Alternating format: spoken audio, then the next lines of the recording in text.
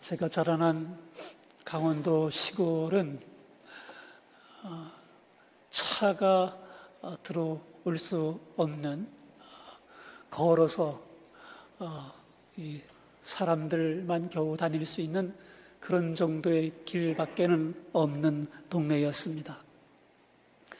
오일장을 가려고 하면 이 곡식을 농사지어서 내다 팔아서 돈을 바꿔야 되는데 머리에 이거나 등에 지거나 그렇게 짐을 날라야 했고, 좀 더 부피가 크면 소에다가 실었어요. 소에다가 이 곡식을 실을 수 있도록 이 소 둥어리에다가 지름해라고 하는 걸 얹고 거기다가 양쪽에 곡식을 균형을 잡아서 소가 그 짐을 지고 뚜벅뚜벅 걸어서 장에 가서 내다 팔곤 했습니다.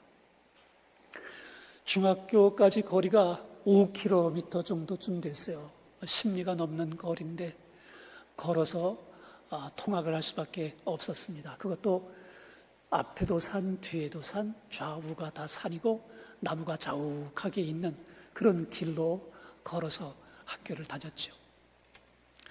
길 사정이 그렇다 보니 길 옆에 간혹 무덤이 있는 경우가 있는데, 유난하게 햇볕이 잘 들고 잔디가 반짝반짝하게 이렇게 잘 조성이 된 그런 묘가 있었고, 그 묘에 취나물이라고 하는 그 손바닥만한 넓적한 나물이 소복소복하게 이렇게 나는 그런 묘가 하나 있었습니다.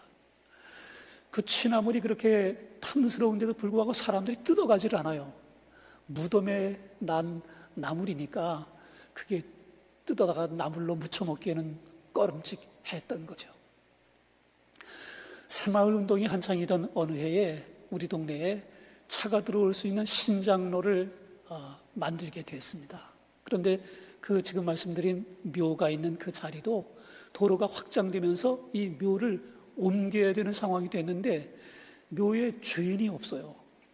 그래서 군에서 분묘 개장 공고라는 걸 하고 그 묘를 동네 사람들이 다 파서 이장하기로 했습니다. 동네 사람들이 다 모여가지고 꽃괭이며 삽이며 들고 가가지고 무덤을 파냈는데, 무덤 속에서 관이, 오래된 무덤은 다 썩고 어느 정도 잔재나 남아있거나 뭐 이런 정도 수준이어야 되는데 관이 바짝 마른 상태로 온전하게 발굴이 됐어요. 사람들이 그 관을 드러내면서 참 이 땅이 명당이다, 어떻게 관이 이렇게 하나도 젖지도 않고 마른 상태 이대로 유지가 될 수 있었는가, 그러면서 그 관 뚜껑을 열었는데 관 뚜껑을 열고 더 놀랐어요. 관 안에 시신이 들어있어야 되는데 마른 장작깨피가 가득 들어있었기 때문이었습니다. 그러니까 사람들이 도대체 이게 무슨 일인지, 왜 이런 일이 있었는지, 이 묘가 도대체 누구 묘인데 시신을 묻어야 될 무덤에 장작깨피를 관에 넣어서 장사 지냈는지 도무지 그 내용을 알 수가 없어서 여간 오랜 기간 동안 이 이야기가 동네의 화제거리가 되었었습니다. 지금도 제가 추석 때 성묘를 한 번씩 가거든요. 1년에 한 번 가면 그 도로 위로 이게 차가 지나가게 되면 그 자리쯤 오게 되면 그 묘가 생각이 나고 그 파릇파릇 손바닥만한 취나물이 머리에 떠오르고, 그리고 관, 장작키면 들어있었던 그 빈 관의 그 이야기가 항상 떠오르곤 합니다. 여러분, 왜 그랬을 것 같아요? 장작깨피를 관에 넣어서 장례를 치른 이유가 뭘까요? 어떤 사람들은 그 자리가 너무 좋은 묘자리라서 가묘를 쓴 것이다, 이렇게 해석하는 분도 계셨고, 또 어떤 분은 그 자리가 너무 좋은 자리이기는 하나 거기다가 묘를 쓸 수가 없어서 가묘는 거기다 만들고 실제 시신은 다른 장소에다가 장례를 지냈을 것이다, 이렇게 추정해서 말하는 분들도 있었습니다.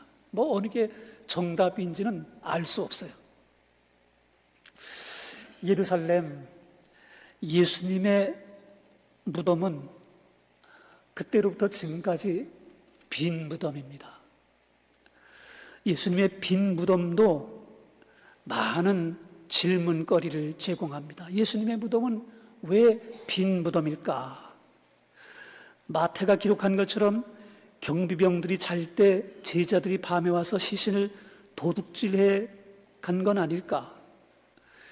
예수가 십자가에서 진짜 죽은 게 아니라 기절한 걸 죽은 줄로 알고 무덤에 갖다 장례 지냈는데 살아서 걸어서 나온 건 아닐까? 그것도 아니라면 예수님의 시신은 왜 종적 없이 사라지고 만 걸까? 여러 가지 의문점을 갖게 하고 이야기거리가 되게 합니다. 기독교 신앙의 핵심 중에 핵심은 예수님의 십자가와 부활입니다.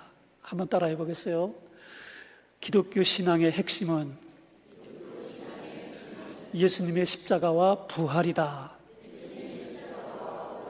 인정하십니까? 예수님의 십자가는 죄의 문제를 해결한 사건이고, 부활은 그 예수님의 대속죄물 되심이 참되다는 걸 하나님께서 인을 찍은 사건, 도장으로 쾅, 이 모든 일은 하나님께서 우리를 구속하기 위하여 이루신 구속의 역사다라는 것을 확정지은 사건이라는 것입니다. 예수님께서 우리의 죄를 대속해 희생제물로 십자가에 죽으셨고 사흘 만에 무덤에서 부활하심으로 모든 믿는 자의 구원자 그리스도가 된 그 확증된 사건의 현장이 빈 무덤이라는 뜻입니다. 그래서 예수님의 십자가만큼 예수님의 빈 무덤이 중요해요. 오늘 함께 본문 요한복음 20장 1절로 2절을 함께 봉독하여 보겠습니다. 안식 후 첫날 일찍이 아직 어두울 때에 막달라 마리아가 무덤에 와서 돌이 무덤에서 옮겨진 것을 보고 시몬 베드로와 예수께서 사랑하시던 그 다른 제자에게 달려가서 말하되 사람들이 주님을 무덤에서 가져다가 어디 두었는지 우리가 알지 못하겠다 하니, 안식 후 첫날 일찍 아직 어두울 때, 이 말씀은 시간을 표현한 말씀이지만은 단순히 시간 개념을 넘어서 어둠에서 빛으로 오신 예수 그리스도에 관한 말씀이 요한복음인데, 요한복음 전체의 주제를 상징하는 표현입니다. 창세기 창조 첫날에 빛이 있었던 것처럼 예수님의 부활은 새 창조의 시작이었던 것이에요. 2절 말씀에 막달라 마리아가 제자들에게 달려가 사람이 주님을 가져다가 어디 두었는지 알지 못한다라고 말했습니다. 막달라 마리아는 이른 새벽 아직 어두운 시간에 어느 제자보다도 먼저 무덤을 찾아갔고 빈 무덤을 발견한 거예요. 여인들의 열심이, 또 주님을 사랑하는 사랑하는 마음이 웬만한 남자들보다도 훨씬 더 앞서는구나라는 것을 알 수 있습니다. 남편의 믿음이 좀 시원찮아도 아내의 믿음이 신실하면 남편을 훌륭한 믿음의 사람으로 세웁니다. 반대로 남편의 믿음은 좋은데 아내가 믿음이 없으면 남편조차도 믿음을 잃어버리게 되는 사례가 종종 있습니다. 제가 목회해 오는 동안에 그런 사례를 여러 차례 봤어요. 반대 사례가 없는 건 아니에요. 우리 교회 김현수 장로님은 결혼하실 때 우리 김나무 권사님이 불교 신자였습니다. 그런데 남편 따라 아내가 예수 믿고 권사님까지 되셨어요. 우리 김 권사님은 우리 김 장로님 평생 업고 사셔야 돼요. 이 남편 잘 만나서 복 받은 거죠. 막달라 마리아, 돌이 무덤에서 옮겨진 걸 보고 예수님의 시신을 누가 가져갔다고 생각했습니다. 예수님의 부활을 직접 깨닫기 전까지는 하나님의 일을 사람의 시각으로 해석할 수밖에 없습니다. 이게 평균적 인간의 수준이고, 우리도 대부분 이 자리에 있었다면 마리아가 생각했던 것과 똑같이 생각했을 거예요. 이거 아닙니다. 나는 예수님이 부활할 것을 분명히 믿었을 거예요. 혹시 지금 그렇게 말하는 분이 계실지 모르겠지만, 우리도 막달라 마리아 수준에서 크게 벗어나지 않는 정도 수준밖에는 못 되었을 것이라고 저는 봅니다. 무덤은 큰 돌로 막혀 있었고 로마 병사가 지켰습니다. 여인들이 무덤을 열 수 없는 큰 돌이었습니다. 그런데 무덤에서 돌이 굴러갔고 그 무덤은 빈 무덤이었습니다. 이건 초자연적 사건일 수밖에 없는 일이 일어나게 된 것이지요. 우리 함께 요한복음 20장 3절 4절을 함께 봉독해 보겠습니다. 3절 4절. 베드로와 그 다른 제자가 나가서 무덤으로 갈새 둘이 같이 다름질하더니 그 다른 제자가 베드로보다 더 빨리 달려가서 먼저 무덤에 이르러 구부려 세마포 놓인 것을 보았으나 들어가지는 아니하였더니 시몬 베드로는 따라와서 무덤에 들어가 보니 세마포가 놓였고 또 머리를 쌌던 수건은 세마포와 함께 놓이지 않고 딴 곳에 쌌던 대로 놓여 있더라. 막달라 마리아의 이야기를 듣고 베드로와 요한이 달려갑니다. 흥미롭게도 그 다른 제자라고 기록된 사도 요한이 베드로보다 뜀박질을 더 잘했나 봐요. 먼저 도착해요. 그런데 도착은 했으나 감히 무덤을 들어가진 못합니다. 늦게 도착한 베드로가 도착하자마자 숨을 헐떡거리면서 무덤에 들어갔습니다. 이 내용은 베드로와 요한의 성격을 드러내는 동시에 하나님이 각 사람의 성향을 다르게 지으셨구나 하는 것을 알게 해요. 베드로는 일단 행동부터 하고 보는 성향입니다. 요한은 심사숙고하고 행동하는 그런 스타일의 사람이에요. 제 아내하고 평생 살았는데 제 아내는 방향과 목표가 정해지면 좌우 살피지 않고 뒤돌아보지 않고 직진하는 성향입니다. 저는 방향과 목표가 정해졌어도 좌우 살펴보고 한 걸음 한 걸음 두들겨보고 천천히 가는 그런 스타일이에요. 매일 아침 새벽기도 나올 때마다 우리 집사람이 저한테 엄청 구박해요. 빨리 좀 걸으세요. 빨리 좀 걸으세요. 예전엔 제가 훨씬 더 빨리 걸었는데 이제 이게 빨리 걷는 게 잘 안 되고 제 아내가 그냥 답답해 죽겠다고 저한테 자꾸 이렇게 성화를 부르는 일이 있어요. 우리 아내 같은 그런 성향의 사람도 있고 저 같은 성향의 사람도 있고 베드로 같은 성향의 사람, 사도 요한 같은 성향의 사람들이 다 있는 것입니다. 그러니까 그 다른 것 때문에 서로를 향해서 틀렸다고, 당신이 틀렸다고 이렇게 하면 서로 갈등만 돼요. 20장 6절로 7절에 보면 세마포가 놓여있고, 이 놓여있고라는 말은 질서 있게 놓여있다는 단어입니다. 수건은 따로 한 곳에 개켜 있었다. 그런데 그 개켜 있었다라는 표현은 정리해서 개켜 놓았다라는 뜻이에요. 그러니까 이건 시체의 도둑이 아니라 예수님께서 스스로 부활하셨음을 보여주는 결정적 증거가 됩니다. 초대교회 당시에 부활을 부정하는 사람들은 시체의 도난설을 주장했어요. 그런데 정리된 세마포 또 잘 개켜진 수건을 볼 때 도난이라면 그렇게 할 수 없죠. 훔쳐가는 그런 도둑놈이 그렇게 질서정연하게 또 깔끔하게 개켜 놓고 이럴 수는 없잖아요. 법정에서 진실을 입증하는 것은 흔적입니다. 증거죠.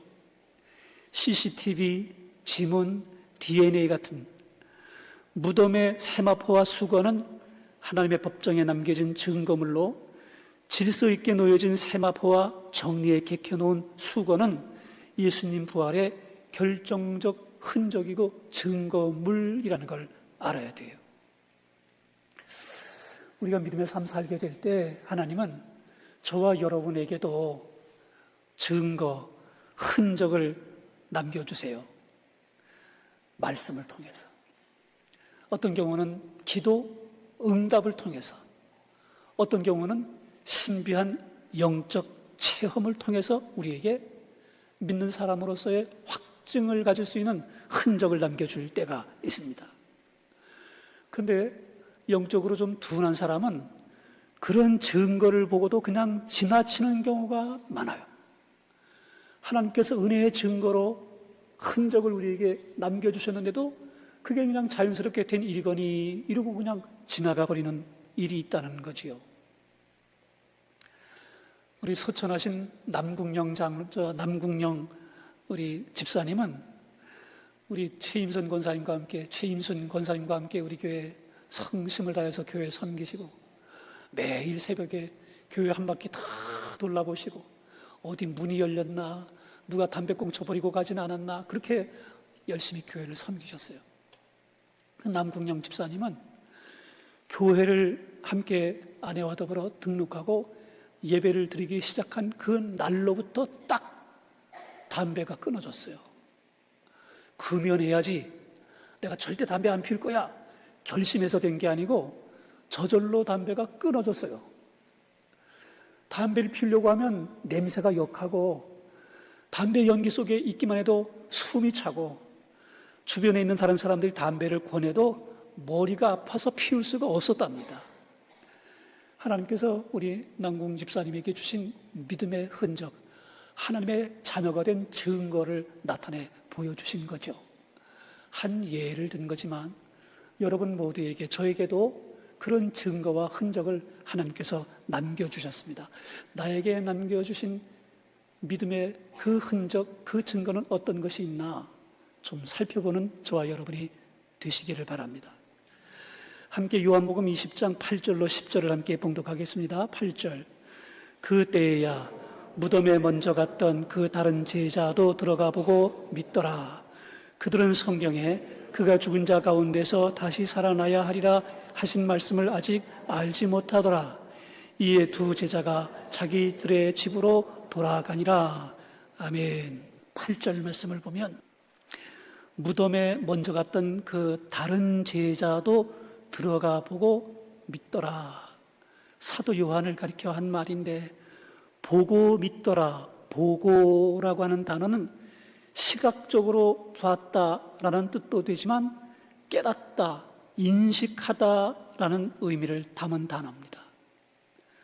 들어가서 세마포, 수건, 빈 무덤을 보고 깨닫고 인식했고, 그리고 예수님이 이 무덤 안에 계시지 않는구나, 말씀하시는 대로 부활하셨구나, 이걸 믿는 믿음을 갖게 됐다는 거예요. 성경의 구절에 그가 죽은 자 가운데서 다시 살아나야 하리라 하신 말씀을 아직 알지 못하더라 라는 말씀도 있어요.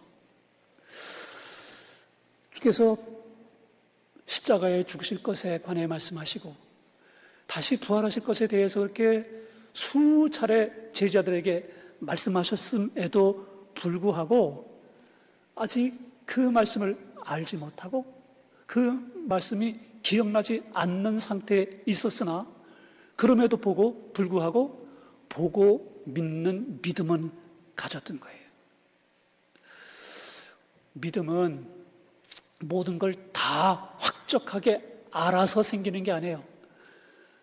성경 66권의 전체 내용을 우리가 다 어떻게 다 알겠어요? 다 알지도 못할 뿐만 아니라 다 그 말씀들을 이해할 수 없는 말씀이 너무 많잖아요.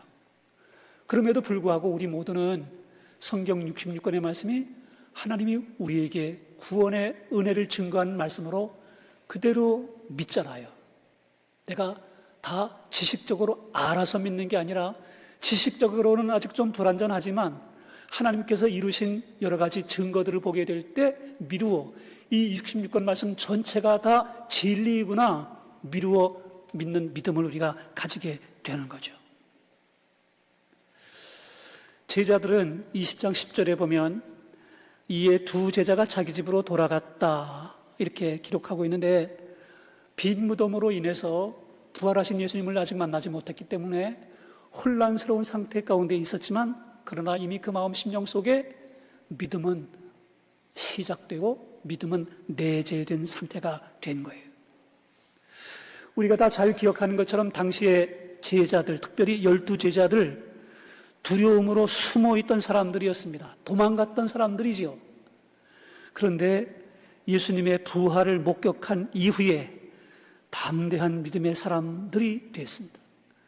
사도 요한을 제외한 모든 제자들이 다 복음 전하다 한 사람도 예외 없이 순교당해 죽은 사건만 봐도 제자들이 이렇게 변할 수밖에 없었던 그 원인, 그 이유가 예수님께서 확적하게 부활했구나라고 하는 강력한 증거가 되는 것입니다. 제 둘째 아들이 한 서너 살 정도쯤 됐을 때 우리 가족들이 경기도 이천에 있는 온천 실내 수영장을 갔어요. 거기가 제 처가가 돼서 처가에 갔다가 실내 수영장을 간 겁니다. 겨울이니까 바깥 날씨는 춥고 안에는 뜨거운 온천 열기가 올라오니까 수증기가 자욱했어요. 우리가 이 온천 수영장에서 집사람은 물을 무서워해가지고 바깥에 있고, 저하고 큰애는 내 가슴도 비쯤 오는 이 풀에서 같이 둘이 놀고 있는데, 우리 둘째가 아빠 하고 부르면서 저를 향해서 이렇게 오더라고요. 그래서 저는 가까이 오라는 뜻으로, 그 물이 깊으니까 가까이 오면 내가 안아서 튜브에 태워서 이렇게 물놀이를 좀 시켜줄 요량으로 가까이 오라고 불렀어요. 그랬더니 우리 둘째가 서너 살밖에 안 됐는데 냅다 달려오더니 제 가슴 깊이쯤 오는 물로 그냥 펑덩 뛰어들었어요. 제가 얼마나 깜짝 놀랐는지 몰라요. 수영도 할 줄 모르지, 물은 깊지. 저는 깜짝 놀란 정도 수준인데 제 아내는 저보다 2배로 깜짝 놀랐어요. 물에 대한 공포증이 있거든요. 펑덩 빠져가지고 제가 얼른 우리 둘째 아이를 잡아서 물 밖으로 이렇게 끄집어 냈는데 하나도 무서워하지 않고 그냥 평안해요. 물을 무서워하지 않아서 그랬을까요? 그렇게 깊다는 사실을 몰라서 그랬을까요? 아빠가 거기 있으니까. 그냥 이 한 가지 믿고 그냥 펑덩 뛰어들은 거예요. 아빠를 내가 빠져도 나를 분명히 건져내 줄 거야. 내가 수영 못하는 거 우리가 아빠가 알거든. 이런 걸 논리적으로 다 이해하고 지식적으로 그걸 알아서 뛰어온 게 아니고 그냥 아빠를 전폭적으로 신뢰한 그냥 그 마음으로 펑덩 뛰어든 거죠. 저는 믿음을 설명할 때 자주 이 이야기를 해요. 하나님이 계시다는 것을 온전히 믿는 그 믿음이 이와 같구나. 하나님이 분명히 계시다면 우리에게 베풀어 주신 이 많은 놀라운 하나님의 은혜의 사건들, 또 우리에게 주신 이 성경 말씀이 온전하게 하나님께서 우리를 위해 예비해 놓으신 하나님의 놀라운 축복이었구나. 그냥 온전하게 믿는, 하나님을 온전하게 신뢰할 수 있는 그런 믿음을 가져야 되는 것이로구나.